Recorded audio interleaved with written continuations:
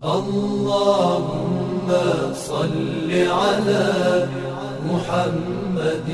وآل محمد. اللهم صل على محمد وآل محمد. اعوذ باللہ من الشیطان اللعین الرجیم. بسم اللہ الرحمن الرحیم. تمام تعریفیں اس ذات یکتا کے لیے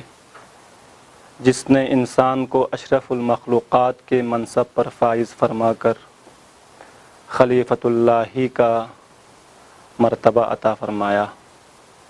اور بے حد و بے پایان درود و سلام ہو محمد و آل محمد پر.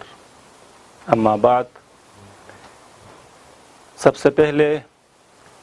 سامعین اور ناظرین کرام کی خدمت میں السلام علیکم ورحمۃ اللہ وبرکاتہ. دنیا میں تمام انسان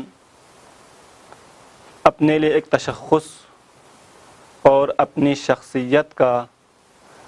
اعتراف کرتے ہیں، لیکن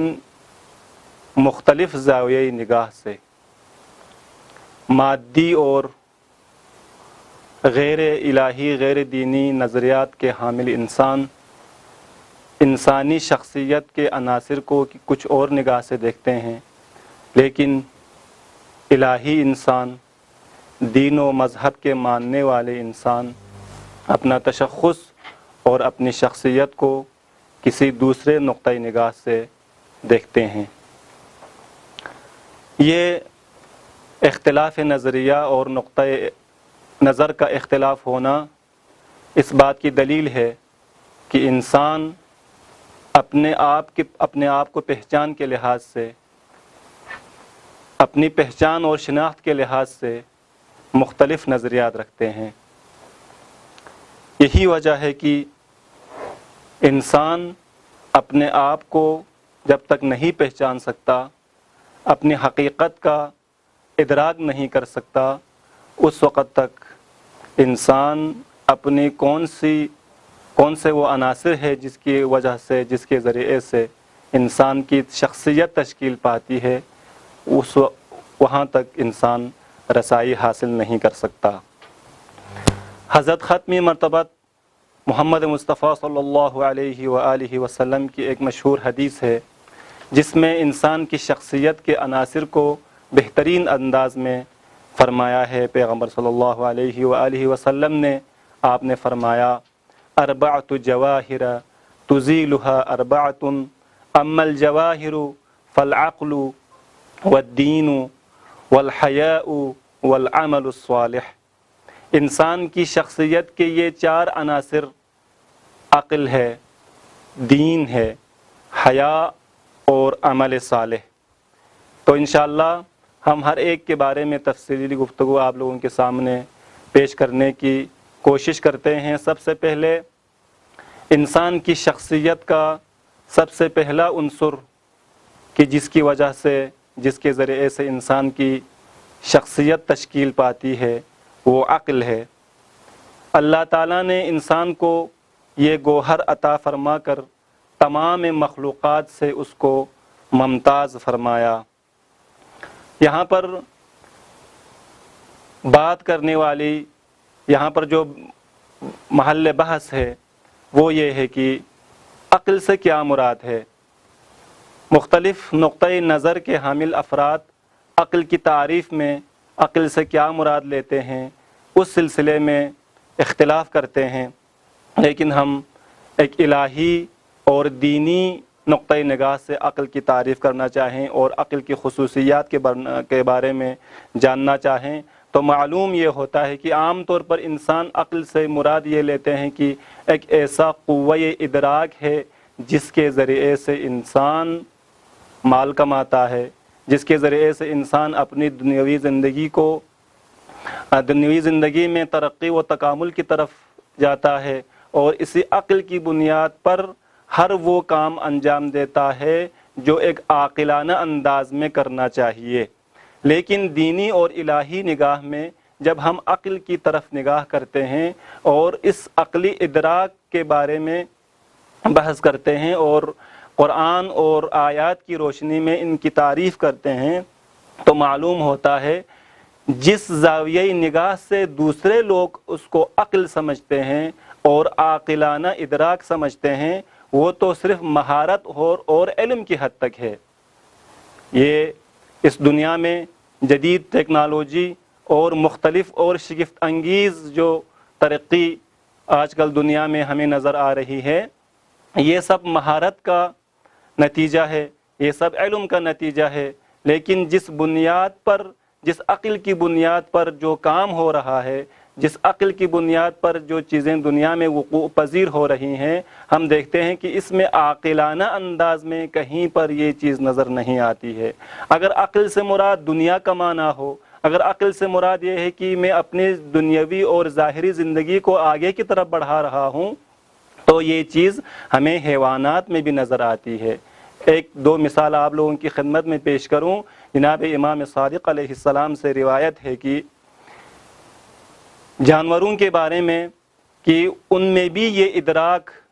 اور اپنے آپ کو خیال رکھنے کے حوالے سے، اپنے رشد و کمال کے حوالے سے اس حد تک ادراک تو حیوانات میں بھی موجود ہے۔ مثلا مارخور کے بارے میں یہ جناب امام صادق علیہ السلام کی حدیث ہے کہ جب مارخور کو بھوک لگتی ہے تو وہ سانب کے پیچھے جاتا ہے اور سانب کھاتا ہے۔ جب وہ سانب کھاتا ہے تو اس سانب کے زہریلے مادے کی وجہ سے اس کے پیٹ میں، جب زہریلے مادے کی وجہ سے اس کو سخت بھوک لگتی ہے اور اس کو یہ ادراک حاصل ہے کہ اس کو پیاس لگنے کی صورت میں اس کو شدید طریقے سے پیاس لگتی ہے، اور جب پیاس لگتی ہے تو ظاہر سی بات ہے کہ پانی چاہیے اس کو، لیکن یہ مارخور پانی نہیں پیتا۔ کیونکہ اس کو یہ معلوم ہے، یہ ادراک ہے، اس کو اس حد تک یہ شعور رکھتا ہے کہ اگر پانی پیا جائے تو یہ زہریلا مادہ اس کے پیٹ میں تمام جگہوں پر پھیل سکتا ہے اور اس کی موت کا سبب بن سکتا ہے، اس لیے وہ پانی نہیں پیتا۔ اسی طرح سے وہیل مچھلی جو ہے، جو دریا میں زندگی گزارتی ہے، اس کو اپنی دریائی غذا سے جب وہ تنگ آ جاتی ہے اور اس کو مختلف اور متنوع قسم کی غذا کی ضرورت ہوتی ہے تو وہ دریا کے کنارے پر آ کر اس حالت میں بیٹھ جاتی ہیں جیسا کہ کوئی مردار پڑا ہوا ہے، تو اس صورت میں مختلف پرندے آ کر اس کے پیٹھ پر بیٹھ جاتے ہیں تو وہ حملہ آور ہو کر اپنے لیے غذا فراہم کرتے ہیں۔ تو یہ اس حد تک عقل و شعور اور اس حد تک کہ اپنی مادی زندگی کے حوالے سے انسان کا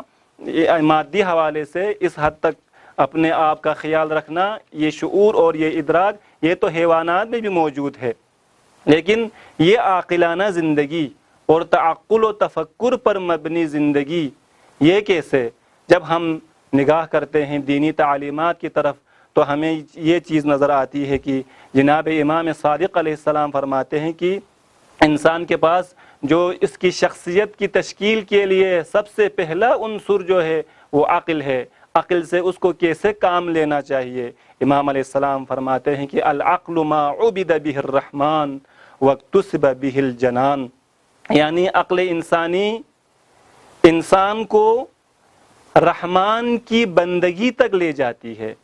یعنی ایک ایسا شعور، ایک ایسا ادراک جس کے ذریعے سے انسان اللہ کی بندگی کے مرحلے تک پہنچا دیتا ہے، تو یہ ہے عاقلانہ زندگی اور عنصر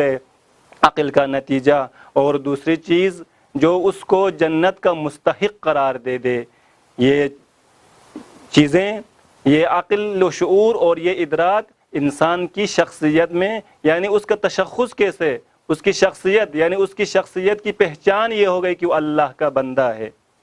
اس کی شخصیت کی پہچان یہ ہو کہ وہ جنت کا مستحق قرار پا رہا ہے، تو یہ وہ پہلا عنصر ہے جس کے ذریعے سے انسان کی شخصیت تشکیل پاتی ہے۔ والسلام علیکم ورحمۃ اللہ وبرکاتہ۔